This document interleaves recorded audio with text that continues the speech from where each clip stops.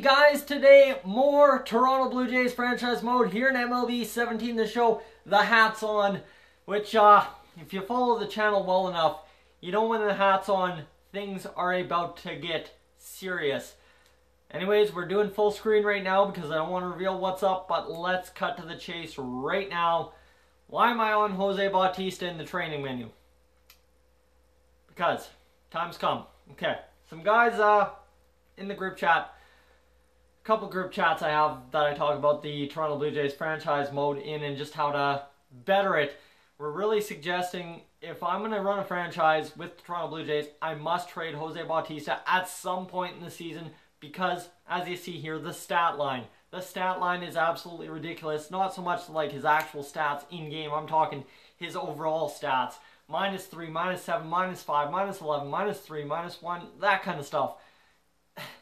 He is progressing so terribly at age 36 that it may end up costing us a playoff spot, and we need to bring in someone who is better than Jose Bautista at this point of the year. Overall potential. Now, of course, if we can't find an equitable trade right now, we're gonna wait. We can wait a little bit. We can wait till next episode, get a week in advance, let you guys have your say if you guys don't like the trades, if I don't like the trades. But right now, we're gonna go put Jose Bautista up for trade.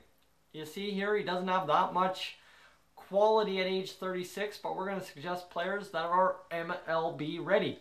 We can bring in a starting pitcher and a relief pitcher in Brad Brock with the Orioles. We are not... The Orioles will never welcome Jose Bautista in. We could definitely get Hyun-Soo Kim, Wade Miley, and Quincy Harp, but that is not what we're going with.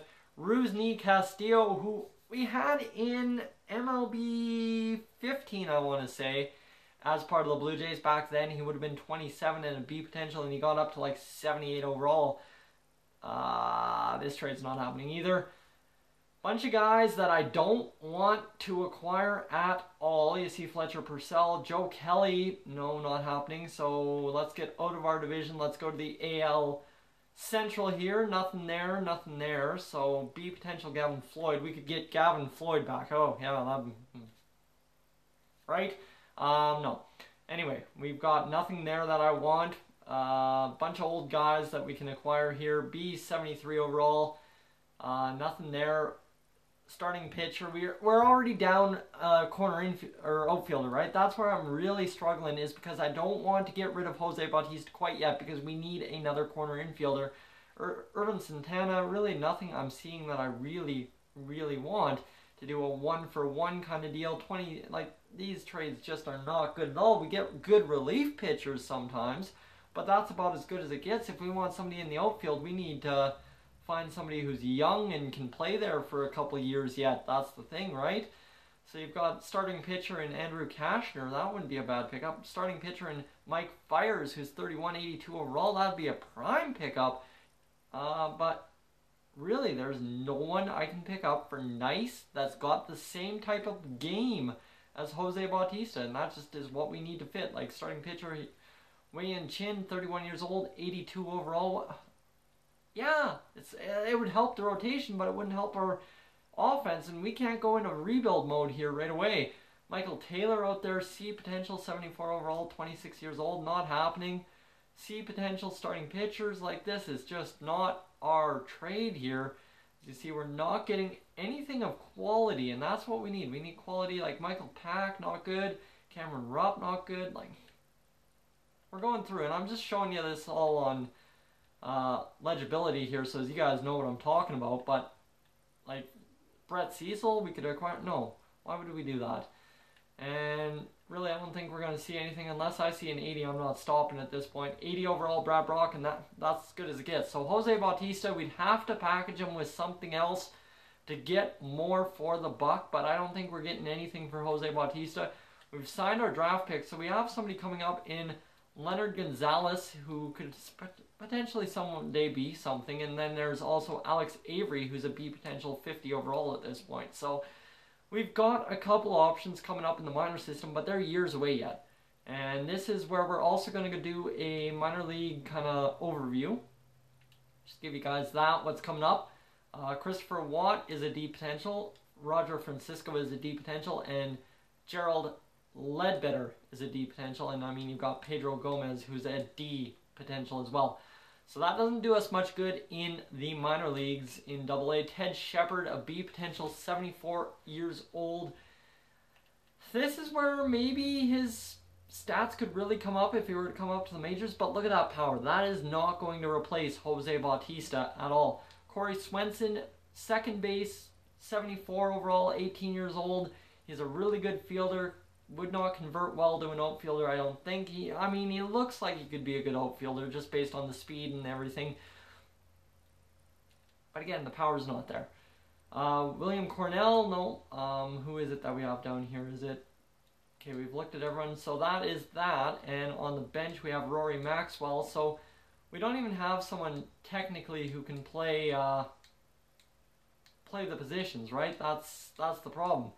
We've got Juan Greatol, who's a 63 overall whatever, but we're not getting anywhere. Woodrow McGreal, a 21-year-old B potential first baseman. Same thing, not really an outfielder. Great power, and I'm sure he'll do really well down here in Triple. Yeah, you see he's got that incredible stuff going so far, and I mean, Barry Noble is, yeah, we're going to get Woodrow McGreal in here so he can actually take some at-bats. Yeah, Woodrow McGreal against... Yeah, we're going to get him some at-bats here in AAA because we have to, but there's not much in the system that we can take to find somebody who can come in. And I mean, in the free agent market, you look at left fielders, there's Melvin Upton Jr., who we released, not going to happen. Angel Pagan, who we don't want, and Mark Ryder is the next biggest threat. So you look here, there's Eric DeJesus, nobody in potential realm. 50 overall, 23 years old. Why would we pick him up? I mean, the speed's good, but that's about it. So, guys, that is the Jose Bautista trade in a nutshell. We don't have in the system, we don't have in the prospects, we don't have anything in the free agents or trade market that we can get for Jose Bautista that is fair and equitable. So that is where we're sitting. Let's get into some more critical situations with the Blue Jays. Let's take a wrap at where the Blue Jays sit. We are 4 games back of the AL East leading Baltimore Orioles. God, I wish that was the case right now in the actual MLB. Those Blue Jays, guys. Those Blue Jays. Okay. Anyway, now that my wallowing in pity is done, there is a 3-way tie, kind of sort of on the board. Of course, there's the first place and there's 2 second place teams right now. Right now, we need a game, so we need about a 4-game winning streak to hop ahead. We're going to switch around the lineup just a bit. You see Jose Bautista against right-handers. We're going to switch him down. Actually, Kendrys Morales isn't that great. We're going to get Tulo in the 3 spot. I think Tulo in the 3 spot, Jose Bautista down here, because he's had 9 home runs, 36 RBIs, so he's picked it up since our last go-round. But really, Josh Donaldson having the best year for us, and I mean, Devin Travis at the same time, he's killing it against righties. So this team looking good so far in the top 3. So let's go get into this New York series, and then, of course, what we got to get into is a player lock on the Canada Day jerseys. And you know what? Let's simulate up to day here. So sim through day, and let's go into this player lock. Of course, player lock just based on where we are in the episode right now. Play the game, and let's go play it. Yeah, let's do it. Because we're going to play the full game. Where's my player lock? There's a player lock, and we're going to player lock as none other than Troy Tulowitzki here on this Canada Day special. The Jays should be in their Canada Day red jerseys. I'm not sure how the game formats that. I'm really hoping. You guys were calling for it. You guys are going to get it. Let's find out how it goes. Roberto Osuna, 7 for 8 in save opportunities. He's starting to come together finally. And you see strikeouts, we rank 5th for least amount of strikeouts at 587. That's still pretty ugly, but 5th is good. So here we are on Canada Day at the Rogers Center. The roof is open. She's July 1st. It's the official beginning of summer in Canada when the Blue Jays are playing July 1st at the Rogers Center. That's cheeky. That is very cheeky, MLB. I am very proud of MLB The Show. This is the best feature in MLB The Show 17 right here. I'm all about this, guys. I'm impressed. Francisco Liriano taking the mound, 5 for 4. 15 starts, a 3.77 ERA. Let's get underway. Troy Tulowitzki leads the Blue Jays with 43 RBIs. How about we cash in a double right here? something up top in the zone. Let's find out. Of course, I'm not using guess pitch. And how about this? Just laces that one back deep into the zone. And that one will be missed. And Jodo will, oh my god, this is going to cost us. This is going to cost us. Good retreat, Tulo. Oh man, what a towering shot by Troy Tulowitzki to get Josh Donaldson up to second base. And it's Kendrys Morales, 9 home runs, 24 RBIs. Not quite the 30 home runs I predicted, but he's having a good year, and I'm not complaining. This one out into left field and caught, so Tulo will retreat back to first. A good little running start and a one-hopper into third base. So Tulo not too impressed with that. Devin Travis, of course, failed to get on base. Here is Jose Bautista. I believe this should be Jose Bautista coming up to the dish. And he's going to crank one into right field and caught. So that will be the game-ending catch for that inning. We'll sim along here. Troy Tulowitzki 1 for 1 with a single in the first inning. And now he's got an RBI chance. We're going to take it and we're going to run with it right here. Have a little bit of fun to get an RBI. And how about grounding into a double play instead? I shouldn't have swung at that. That was a terrible pitch. A good pick at first base. And that will get us out. So Tulo unfortunately couldn't get it done on that last one. Let's see. Yeah, that one was low. So 1-1 score, bottom half of the 5th inning. You guys want me to take more pitches? We're taking one here unless it's in the zone. And there it is. A corner biter for a first pitch strike on the slider. Who they got pitching? Rick Porcello. We've already got JP Howell on the mound. So unless Lariano went down with an injury, I don't know why Howell's on the mound. And this one's going to be fouled off into foul territory. And if that would have been caught, I would have been absolutely angry. That was a terrible swing. And Tulo's down to contact swinging here. He's had men on every single time. That's a fastball floating in there at 92 mile an hour at the shoulders. Tulo, better discipline than a lot of guys in the MLB. If he gets the strikeouts down this year, he should be fine to have a breakout year. And that's a good foul ball. That breaking ball coming in at 76 miles an hour. Wow. That's a lot of difference on the curveball from the fastball. And how about we take that one? I followed that one all the way. That was an easy take. 2-2 the count. Man at first. We're going to take that one as well. Rick Porcello really struggling to get the ball in zone. Can we not advance the runners? Okay, we don't have that control. That's fine. And instead, we're going to miss that one. Thought it was coming down. Caught by the first baseman. A heck of an at-bat by Tulo on Canada today. Goes 4-0. And it's Hanley Ramirez coming up at the dish. 2 outs. Circle is first base. Got to remember that. We got to get our... Oh, man, we butchered this game. 6-1. And Joe Biagini on the mound. We're going to go to first base. Get the out. What a pick by Steve Pearce. And we're out of the inning. Devin Travis gets it done.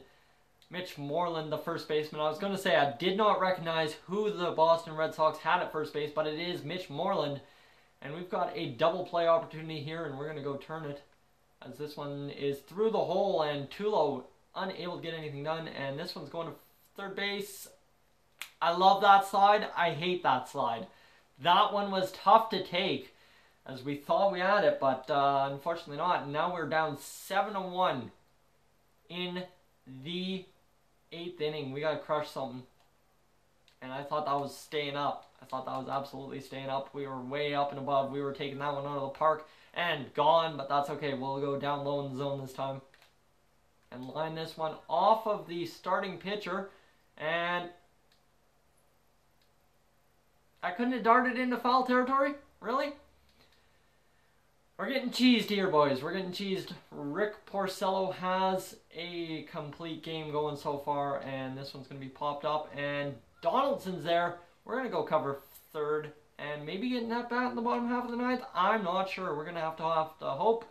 And we will lose. So, guys, thank you for tuning in to this extended version of the Toronto Blue Jays franchise mode here on Dolany TV. If you're new to the channel, please subscribe. If not, leave a like. And I will catch you guys in the next one.